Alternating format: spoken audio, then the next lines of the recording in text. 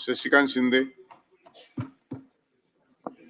सभापती महोदय, आज महाराष्ट्राच्या विधान परिषदेमध्ये आमच्या काही सदस्यांना निरोपाचं 2 मिनिटं आसपास मी फार नाही बोलणार आहे. निरोप समारंभाच्या निमित्ताने आपण या ठिकाणी मी बोलण्यासाठी उभा आहे. सभापती महोदय, एका सामान्य कुटुंबातील एका तरुणाला आदरणीय शरदचंद्रजी पवार साहेब, स्वर्गवासी अजितदादा, छगनजी भुजबळ साहेब, विजयसिंह मोहिते पाटील साहेब या सर्व दिग्गज नेतृत्वाने संधी दिली. विधिमंडळाच्या राजकीय क्षेत्रामध्ये 1999 सालापासून ते 4 वेळेला मी विधानसभेमध्ये आमदार म्हणून खालच्या विधिमंडळामध्ये काम करत होतो. या नेत्यांच्यामुळे, माझ्या पक्षाच्यामुळे मला मंत्रिपदाची सुद्धा संधी मिळाली. अनेक पदं मिळाली. मुख्य प्रवक्ता, प्रतोद, मुख्य प्रतोद, कधी मध्ये सत्तेमध्ये असताना, कधी सत्तेमध्ये नसताना सुद्धा आपली भूमिका पक्षाच्या वतीने किंवा राज्याच्या विविध प्रश्नाच्या वतीने जे काही मला या विधिमंडळाच्या कामकाजामध्ये भाग घेत असताना जे काही मला योगदान देता आलं, त्याचा अनुभव सुद्धा माझ्या पदरामध्ये फार मोठ्या प्रमाणामध्ये पडला.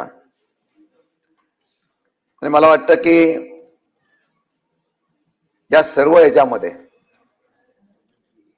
काम करत असताना नेत्यांचा विश्वास हा फार मोठा असतो आणि जनतेचा विश्वास फार मोठा असतो.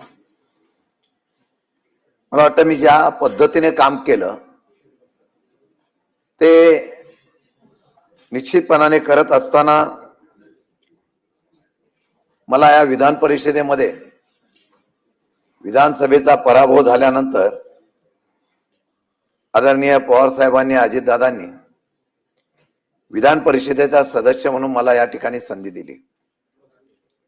खालच्या सभागृहाचा अनुभव होता, मंत्रिपदाचा सुद्धा अनुभव होता.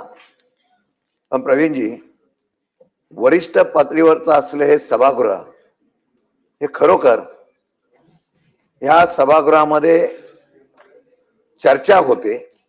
या सभागृहामध्ये चर्चेच्या माध्यमातून एक वेगळ्या प्रकारची दिशा किंवा निर्णय घेण्याची क्षमता सुद्धा पाहायला मिळते. अनेक लोकांचा उल्लेख केला की या सभागृहामध्ये अनेक दिग्गज लोकांनी त्या ठिकाणी योगदान दिलं. माझं भाग्य आहे की मी या दोन्ही सभागृहाचं काम करत असताना 6 वर्षाच्या कालावधीमध्ये मला सर्वात जास्त कुठलं सभागृह आवडलं असेल तर ते विधान परिषद आवडलेलं आहे. तुमच्या कामाला टॅलेंट दाखवण्याच्या संदर्भातली हे व्यासपीठ मला मिळालं. कारण 288 असलेल्या सभागृहामध्ये तुम्हाला बोलायला किती संधी मिळते, त्यापेक्षा या सभागृहामध्ये तुम्हाला तुमचं कसब दाखवण्याचा आणि नेतृत्व गुण दाखवण्याची संधी मिळते, याचा उल्लेख मुद्दाम या ठिकाणी मी करू इच्छितो. सभापती महोदय, राजकारणामध्ये बरेच आपण बघितलंय की राजकारणामध्ये चढ उतार सुद्धा येतात आणि राजकारणामध्ये वेगवेगळ्या प्रकारचे अनुभव सुद्धा येतात. उपमुख्यमंत्र्यांनी सांगितलं, सातारा जिल्ह्यातल्या मातीतला मी आहे आणि शिंदेंनी सातारा जिल्ह्यातल्या शिंदेंचा कौतुक केलं. हे माझ्यासाठी चांगल्या प्रकारची या ठिकाणी निश्चितपणाने शुभेच्छा आहे. पण मी आपल्याला एवढंच सांगतो, या सातारा जिल्ह्यामध्ये अनेक दिग्गजांनी या सातारा जिल्ह्याचं नेतृत्व करत असताना त्या सातारा जिल्ह्यामध्ये आमच्यासारख्या कार्यकर्त्यांनी इतकं वर्ष नेतृत्व करणं, यश मिळवणं एवढं सोपं नव्हतं. पण तरी सुद्धा राजकीय नेतृत्वांच्या असलेल्या पवारसाहेब असतील, बाकीच्यांचा उल्लेख मी सातत्याने करणार नाही, पण त्यांनी दिलेल्या पाठबळावर मी इथपर्यंत पोहोचू शकलो. आणि आपण सर्वांनी साथ दिली.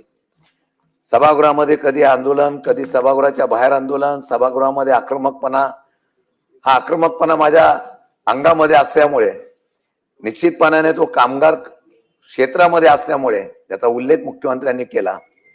मुख्यमंत्री महोदय, माथाडी कामगारांच्यामुळे, स्वर्गवासी अण्णासाहेब पाटील असतील, शिवराव पाटील साहेब असतील, यांच्यामुळे मी कामगार क्षेत्रात आलो आणि राजकीय क्षेत्रात माझा प्रवेश झाला.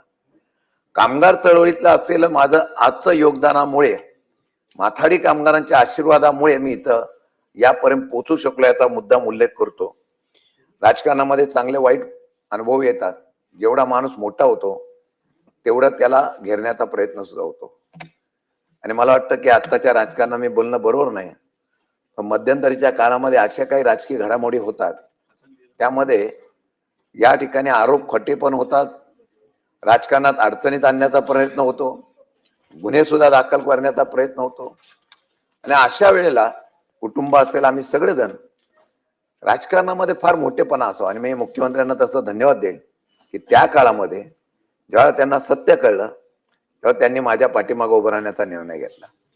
हे सांगण्याचं पण धाडस लागतं, कारण ज्यावेळेला एखादी घटना घडते, त्या घटनातून एखाद्या वेळेला चुकीचं झालं तर आयुष्य उद्ध्वस्त होतं. आणि ज्यावेळेला ते आयुष्य उद्ध्वस्त होतं त्यावेळेला मनामध्ये जिद्द काम करण्याची असते, ते कुठेतरी असं वाटतं की आता हे सर्व बंद करावं. आणि मला वाटतं त्यावेळेला मुख्यमंत्र्यांनी दिलेला असलेला योगदान, याचा उल्लेख करेन.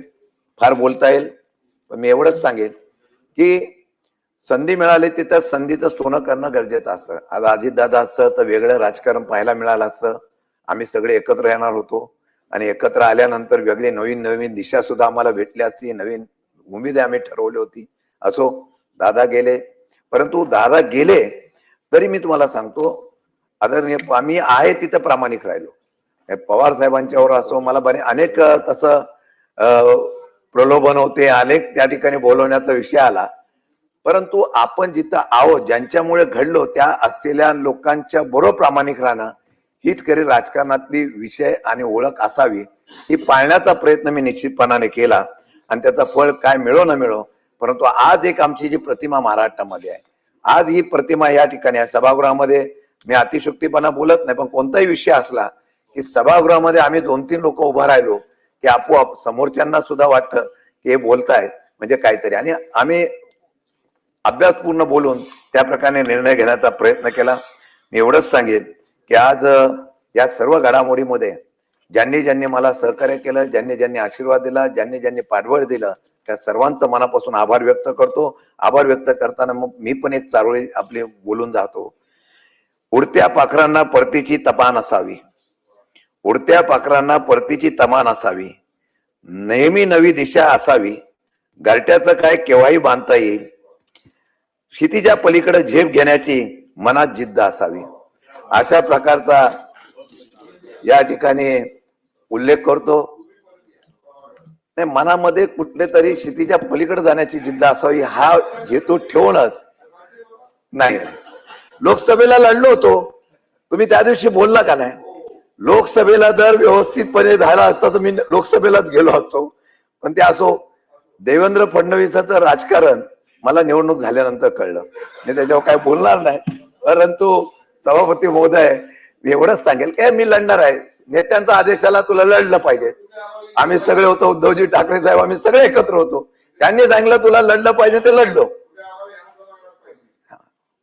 बघू ते पुढे परमेश्वराच्या काय मनामध्ये असेल ते आज सांगता येणार नाही. पण मी एक सांगतो की शेवटी परिणामाचा विचार न करता जो संघर्ष करतो तो लोकांच्या हृदयामध्ये असतो, नेत्यांच्या हृदयात असतो. आणि मला वाटतं ते करण्याचा प्रयत्न मी केला, एक आपलेपणा जपण्याचा प्रयत्न केला. आणि मला माहिती आहे की आपण सगळेजण एका राजकारणामध्ये काम करणाऱ्या कार्यकर्त्याच्या असलेल्या कर्तृत्वाला निश्चितपणाने दाद देण्याचा प्रयत्न करता, ही निश्चितपणाने मी अपेक्षा व्यक्त करतो. आणि मनापासून आमच्या सर्व बाकीचे सदस्य जे आहेत त्यांचं सुद्धा मी मनापासून अभिनंदन करतो, आभार व्यक्त करतो. उद्धवजी साहेब असतील, त्यानंतर नीलम गोरेताई असतील, बाकीचे सर्व सदस्य, या सगळ्यांचं मनापासून मी अभिनंदन करतो, आभार व्यक्त करतो. आणि सभापती महोदय, तुमचं विशेषतः आभार व्यक्त करतो, कारण सालच्या सभागृहामध्ये असताना विरोध असला की आम्हाला बोलायला मिळायचं नाही, सत्तेमध्ये असलं की आम्हाला बोलायला मिळायचं नाही. परंतु ज्या ज्या वेळा तुम्ही आल्यापासून मला फार मोठी संधी मिळाली, त्यामुळे मी महाराष्ट्रामध्ये पोहोचू शकलो याचा उल्लेख मुद्दाम करतो. आणि त्याचा उल्लेख एवढ्यासाठी करतो की ज्या वेळा आम्ही सभागृहात बोलतो, मी असतील, अनिल परब असतील, सचिन भाऊ असतील, सगळे सदस्य असतो, प्रवीण असतो आमचा, दरेकर वगैरे, आमची जुगलबंदी होते कधी कधी. परंतु लोकांच्या हितासाठी ज्यावेळेला आम्ही मुद्दे मांडतो, त्याला मांडण्यासाठी संधी देणं याला पण मोठेपणा लागतो. हल्ली ती संधी मिळते नाही मिळते. पूर्वी खाली असायचो तेव्हा विरोधामध्ये असल्यानंतर आमच्याकडे तर बघायचेच नाही, सांगायचं तुम्ही बोलूच नका. पण तुम्ही तो समतोलपणा राखला, त्या पद्धती विशेषतः तुमचा आभार व्यक्त करतो. आणि खरंच सांगतो, या सभागृहामध्ये आणि खालच्या सभागृहामध्ये काम करत असताना मी भुजबळ साहेबांचा उल्लेख केला, अजितदादांचा केला, विजयदादांचा केला. कारण 99ला तिकीट मागताना त्यांनी मला, पवार साहेबांनी आणि सगळ्यांनी सांगितलं यांना तिकीट देऊन टाकायचे, एक लढणारा कार्यकर्ता म्हणून द्यायचं. 99ला आलो. 25-30 वर्षाचा कारकिर्दी माझी अशीच पुढे राहिली. या सर्वांनी ज्यांनी सहकार्य केलं तेवढा निश्चितपणाने या ठिकाणी आमच्या सचिवालयात असलेल्या सगळ्या आमच्या या अधिकाऱ्यांचं पण मनापासून आभार व्यक्त करतो. आणि असंच प्रेम राहून द्या. परत कधी संधी येईल. कोणाच्या पोटात काय, नियतीच्या पोटात काय सांगता येत नाही. पण मी एक सांगतो, मी असं म्हणणार नाही मी पुन्हा येईन, पुन्हा येईन, पुन्हा येईन. पण मी कधी संधी मिळाली तर निश्चित येईल, एवढंच सांगतो आणि थांबतो. रणजित सिंह मोहिते पाटील.